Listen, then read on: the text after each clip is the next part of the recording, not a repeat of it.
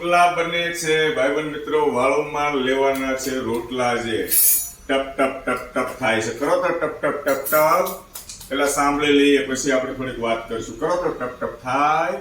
સારું, ચાલો વાત કરીએ દોસ્તો. આ છે પ્રસાદ, સત્યનારાયણ ભગવાનની કથાનો પ્રસાદ છે.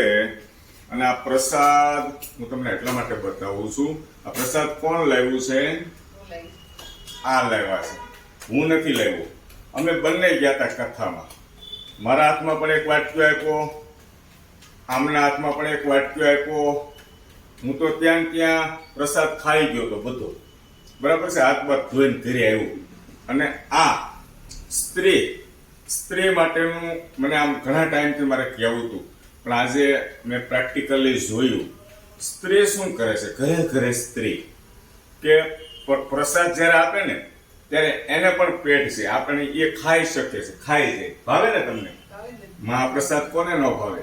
પણ એ પરિવાર માટે વિચારે છે.